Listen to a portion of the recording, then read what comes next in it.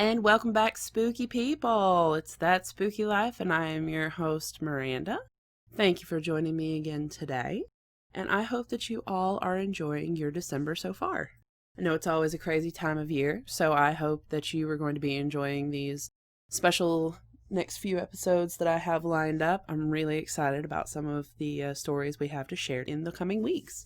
And if you need to just, kick back and take a break from maybe some of the hecticness of the season, I'm glad that if this is one of those moments, you decided to share it with me. So we're going to dive right into it today, and I hope you guys are ready for some really cool stuff. My spooky story for today is one that I hadn't experienced in a while when it happened, and haven't experienced in a while since. This happened a few years ago, and to give a little backstory, I used to have a number of reoccurring dreams. I touched on one in the first episode about my grandmother, and when that one stopped happening after she passed, I had others that would also occur. And I will probably get into some of those at a later date. There's just not a lot to them, so it's not enough to be, my spooky story for an episode. Maybe I'll just do an episode on some of the reoccurring dreams that I had when I was younger. I also, at different times in my life, have been a very vivid and tangible lucid dreamer. If I become aware in a dream, I can always control where it goes to an extent. Sometimes I can change it if it's getting, upsetting or stressful, or I can try and guide where I'm going in the dream to get answers, to see if maybe there's something deeper here, or if it's just my super vivid imagination, etc. But there were a few of these growing up, and then they stopped happening for a while. And then there were a few other non-reoccurring dreams that happened sort of prophetically, and I don't think anything of them because they seem to be so mundane at the time. It's not until I experience that scenario in real life that I have this weird sense of deja vu and realize that a seemingly mundane dream at the time, I had a dream about days to months to years before it actually happened. So I've had strangely premonition dreams, rarely about anything terribly important. Just like a, hey, heads up, this is a thing. And it's usually conversations with other people. Sometimes it's conversations where I know there's two paths to take, and one path will make everything explode, and one path will be what it needs to be, etc. So I've had dreams where I'm fairly certain I've had premonitions or astrally traveled somewhere before, a few of which stood out rather vividly, and there was one involving a young woman I'm fairly certain died in a car accident in New Orleans, but that one I'm saving for another day. Today I want to share a dream that I know very vividly exactly what I was seeing, and I have no questions on it. But I've never figured out where it was or why I was the one seeing it. It was a night that I was not attempting to meditate or travel or do anything special. I was just trying to sleep. And when I became aware in the dream, I was in a house in which I used to live. A little history on my interaction with this house. It was a rental property in Rome, and it had 5 bedrooms. Numerous friends of mine had gotten together to live there and split the rent, as there blessedly are no laws in Rome about how many unrelated folks can live where at which time. Having lived in Cobb County, that can be a real big problem when you're trying to split rent with some people. It was the first time the economy was tight, and we were all early to mid-20s and strapped for cash. So when a few of them went to move out, myself, my husband, and my roommate were invited to move in for everybody's bills to get a little bit better. Since moving out, one of the roommates at the time, his family moved in and are still there. I believe they were the tenants right after us too. So in addition to spending a lot of time there before moving in, living there for multiple years, I have been back since moving out and know the people still inhabiting it to this day. This covers, I think, more than 10 years at this point. There are railroad tracks behind the house, literally touching the backyard. Trains still go through there too. It's on a cul-de-sac, and while there are neighbors to one side and across the street, there are none behind or to the other side, just woods. The backyard has always had a crazy vibe, like you don't want to be out there after dark. And next door there was an elderly man that until we realized it was an elderly man on the back porch next door, sounded as though the neighbors had trapped a zombie that groaned quite often. The oddity of this was that whatever was going on health-wise with this man, he had at least moments of lucidity, as I saw him one morning shuffling out to chase the deer out of his yard, screaming racial slurs and obscenities. That's right, racial slurs at deer. I'm not sure what he was hoping to accomplish or thought was happening, but he was very clear in the things that he was saying, so it was a weird morning. So we all mostly believed that he had moments of lucidity and was suffering some degenerative disease, but there was always the question of whether or not he was also just messing with us, which was equally as likely. And there was no actual zombie, but most of us still felt sort of repelled from going out in the backyard, specifically at night. Sure, we'd mow the grass, but even the most agnostic of us didn't like the backyard after dark. It was just creepy. Inside the house wasn't much better, specifically in the rooms that shared a door with the outside to the back.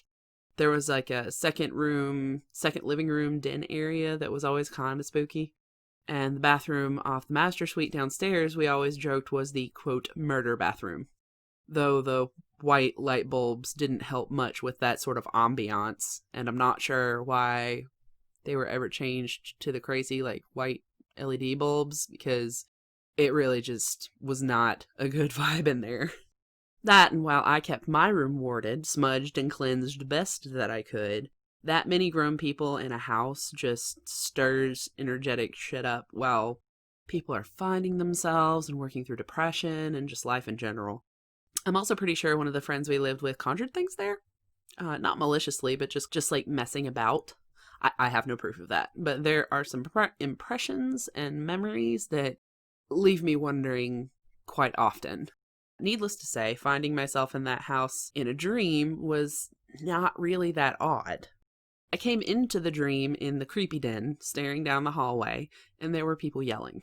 The argument was loud and growing in intensity, like I'd just come in sort of at the beginning of it, but it had still started happening before I arrived. But I couldn't interact. I was not part of the argument. I was just an invisible observer. But then I started to realize I didn't think this was actually that house. It looked like it, but I kept getting flashes of bad, orangey, like 70s wood paneling on the walls, of which that house had none, at least at the time I was there. And there was a closet across from the first floor bathroom that was the under the stairs area. So there were aspects that seemed right, but it really kind of felt like my mind was imposing the house that I knew on top of wherever that I was to give it like a sense of familiarity, or my brain couldn't like differentiate, or I was seeing it from the past. I don't know. The closet had room to hang coats, but we mostly used it just for like tub storage and things like that. And it was drawing my attention for no immediately discernible reason. The people having the argument were not my previous roommate's family. I have never seen them before, never seen them again. It was a young blonde woman and a younger thin man who, while they looked fine, I got the impression of maybe drug use at some point. There was also someone else in the house, a mother that I was not seeing, and I'm not sure whose mother it was, but I think it was the young woman's.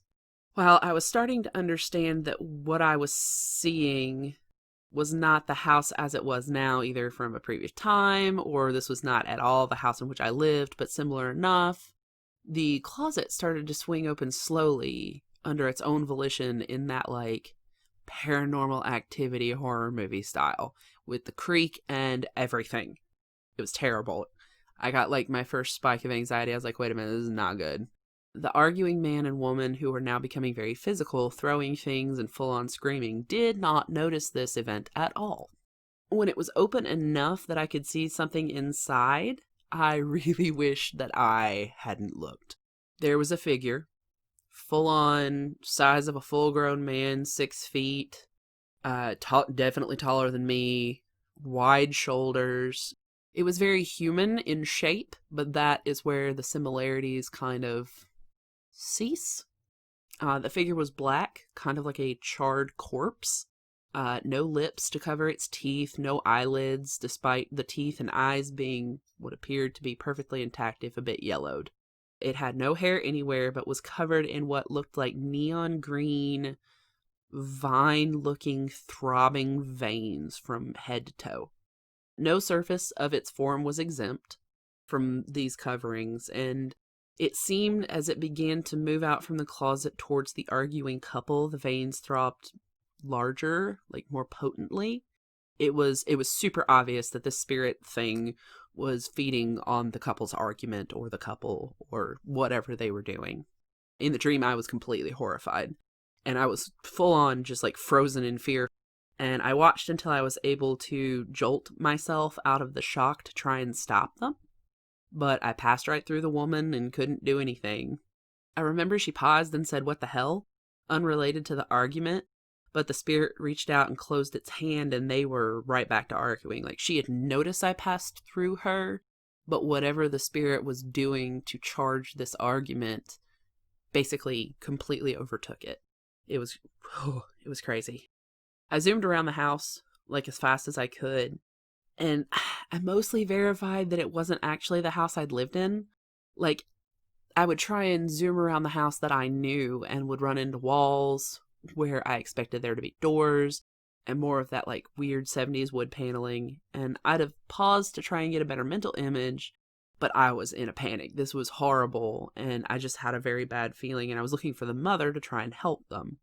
I remember I knocked something over that resulted in a woman opening a door, but I'm unclear on details as I discovered the spirit had noticed and was looking at me as soon as she did, basically.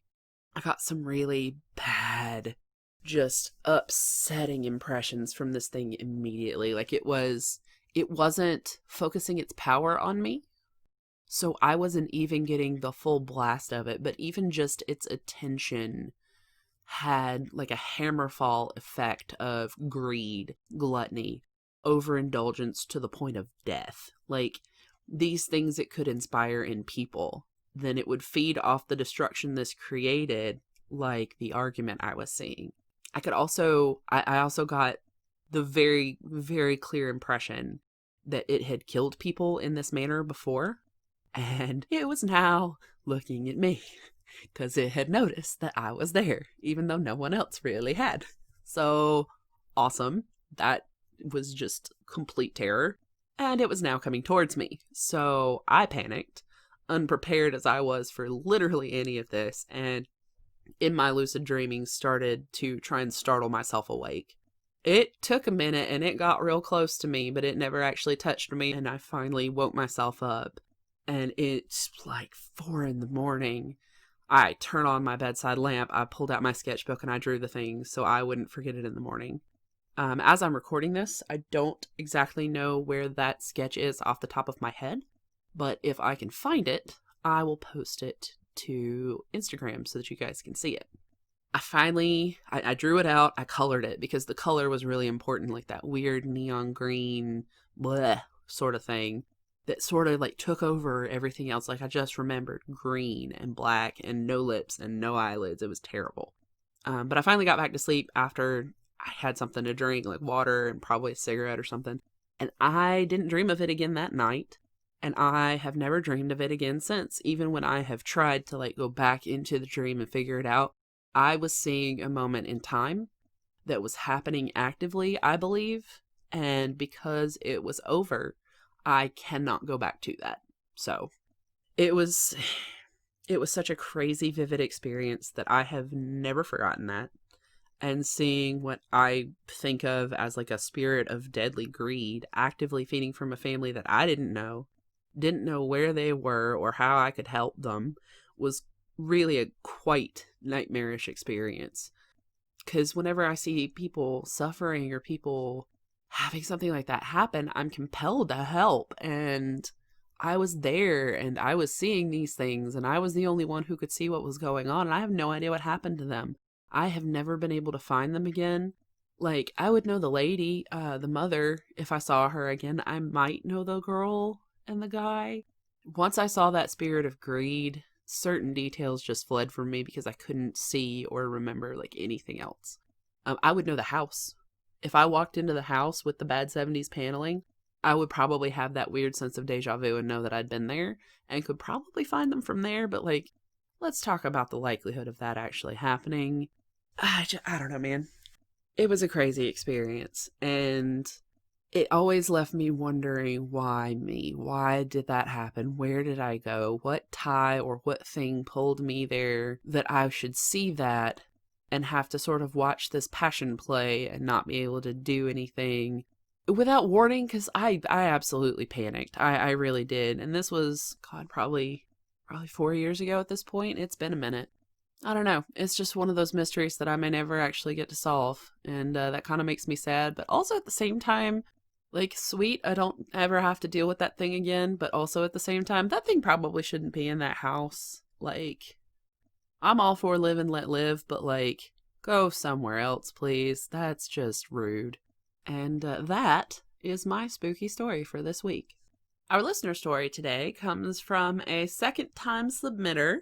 It's Astrid! Yay! Hi, Astrid! I hope you're doing well. Thank you for sending in another story. I have been asking her about her role in life as a cleaner, and it is just so fascinating to me. As you guys know from last week, I have been sick for a solid week and a half now, and there's some emails and stuff that I need to reply to and continue these conversations. But I am super happy to be able to share another one of her stories with you today. I thought it was kind of also on brand with like a spirit of deadly greed in a house, since she tends to kick things like that out of houses. So, Astrid writes, "Thank you for sharing my experience. Also, a tip for keeping a home safe is mineral water or seawater, preferably in a natural bowl. As natural as we can get in this synthetic world, lol. I have another story that is actually an explanation of the way my childhood home was the way it was. Here we go." Thank you for that tip on housekeeping, by the way. Energetic and protective housekeeping. Always a plus. This is a long one, I'm sorry, but there's a lot of backstory. I will try and condense it as much as I can. I love long stories. Please send all the long stories any of you guys have. They make me so happy. So my family moved from a small little area between Omaha and Bellevue, Nebraska, where the corn was deep-rooted and so was the history, LOL. When we moved from this small town, we moved to another small town in Washington State. The first home we moved into was warm and loving, even with my hectic family. This was the home my family grew close in, and the home I truly felt like was a home. Alas, all good things come to an end, and after that first year, my mom wanted to live with just her, my 2 nephews, my sister, and me. We moved into a 3-bedroom duplex that was built in the late 50s. The feeling of this home was much different from the first.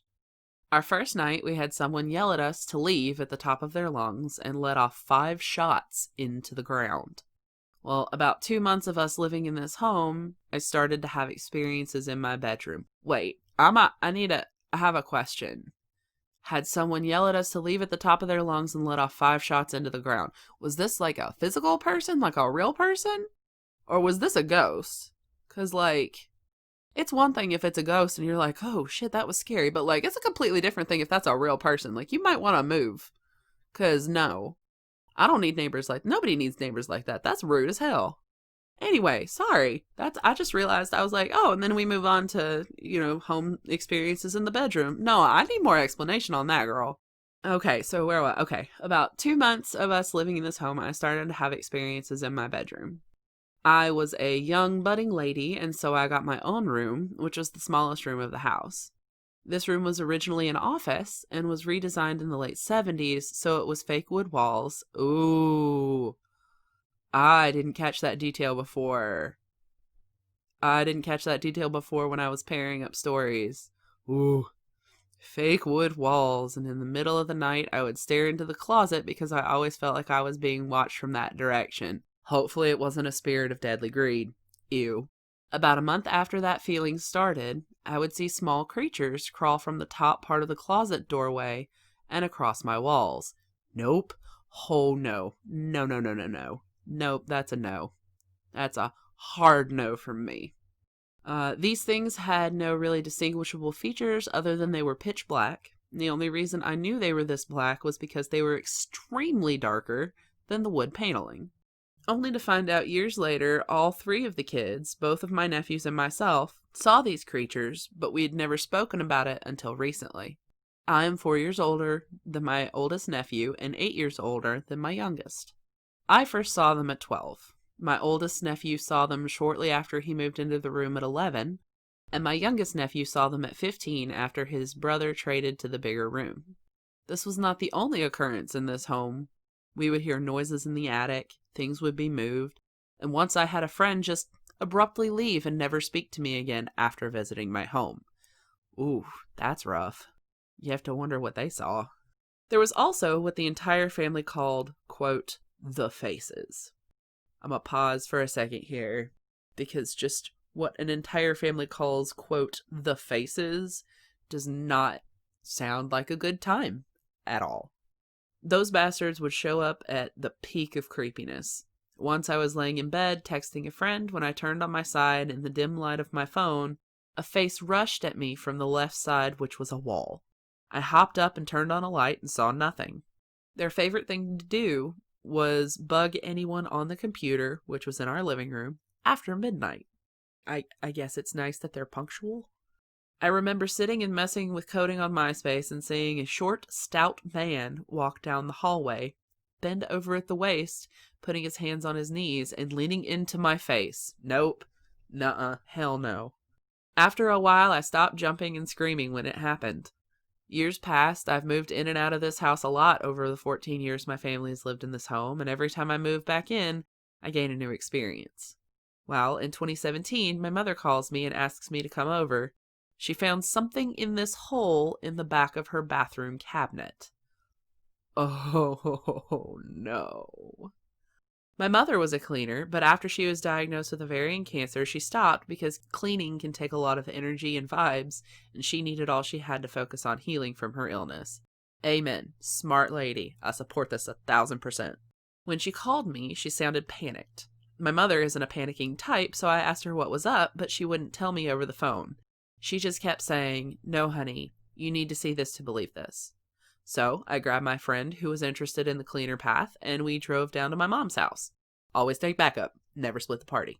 When I walked in, I knew something was disturbed because the air was thick, and I felt the hair on my arms rise.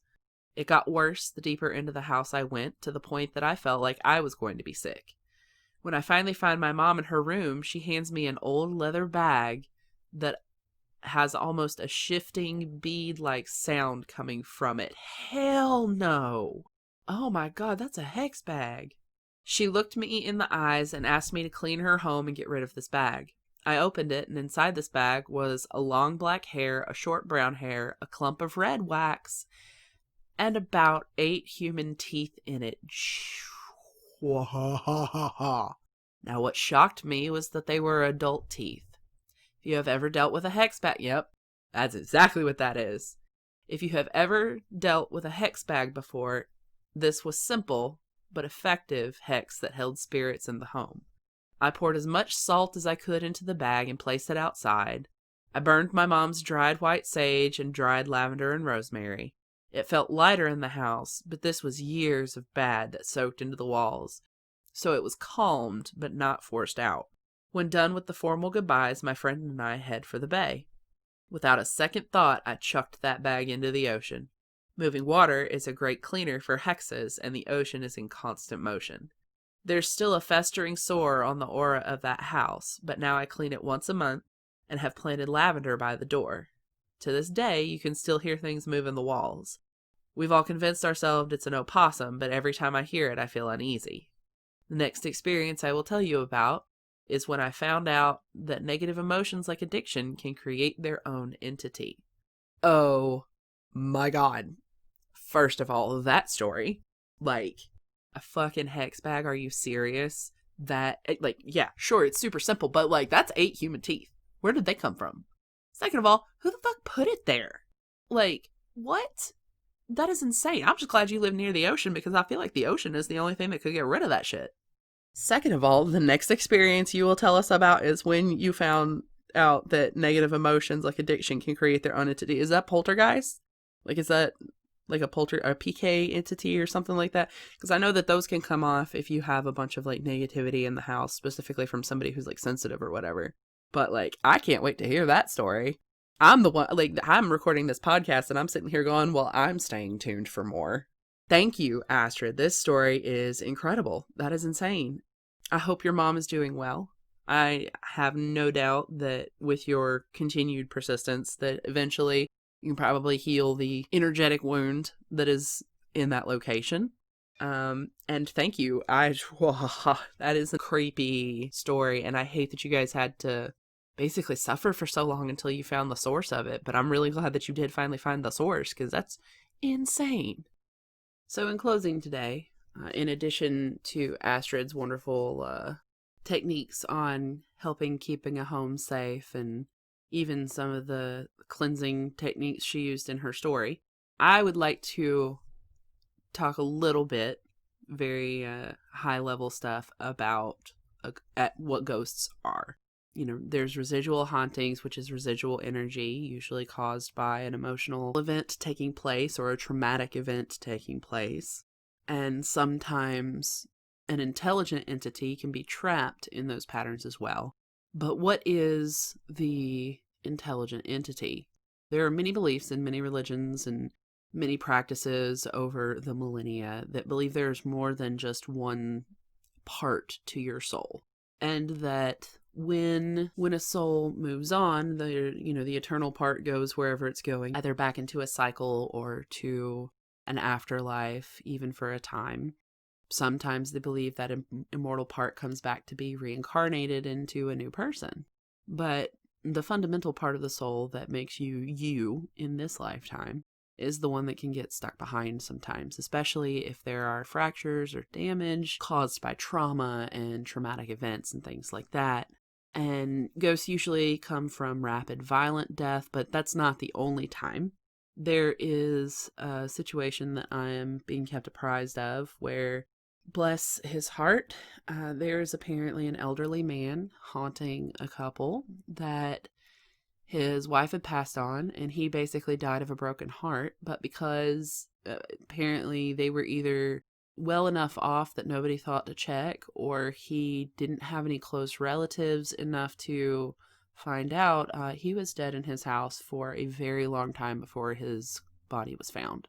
And it seems that the folks who have moved into the house after him are experiencing him. And he doesn't seem to like the fact that there are changes being made to his house and things like that. So I don't know if because it took so long for him to be found, or he just doesn't realize that he died. It's not just trauma that can basically create intelligent entities. It's not just violence or things like that. Those certainly can and oftentimes do. But you have to think about the fact that if you're certain that there's a haunting and you see an intelligent being or feel them or are experiencing them, maybe it wasn't the fact that somebody was murdered in your house. Maybe somebody was just forgotten. I always try to keep those types of things in mind, approaching situations with empathy from the get-go until I'm given reason to believe that it may be dangerous or violent or something like that. Things that go bump in your house might not be ghosts. You never know. So it's just always good to, if you're in a situation where you're experiencing something strange happening, keep your senses sharp, keep your mind open, and maybe you find a hex bag under your counter. Who knows? Stranger things have happened. So that's my little bit of witchy wisdom for this week. If you guys have any stories that you would like to share, please feel free to send them in. I love reading all of you guys' submissions. I always need them right now. You're pretty much, as I usually say, guaranteed to get in the episode at this point. Next week I have a little bit of a different episode for you because my experience is actually entwined with the experience of the submitter. So I'm excited to share that with you guys. Please send any listener stories you would like me to share to ThatSpookyLifePodcast@gmail.com. Also be sure to follow me on Instagram @ThatSpookyLifePodcast. I like to post little quotes and maybe little tarot card polls and, generally spooky thoughts. And if I can find it, things like the greed spirit that I drew that I shared in the stories today. So Also, feel free to hit me up on social media if there's something that you would like me to talk about: ghosts, other types of spirits, crazy premonition dreams, anything that you have an interest in that's on the spookier or witchier side of life. Feel free to let me know. And yeah, I love hearing from you guys. So until next week, I hope you guys are doing well and staying warm. And until then, keep living that spooky life. Bye.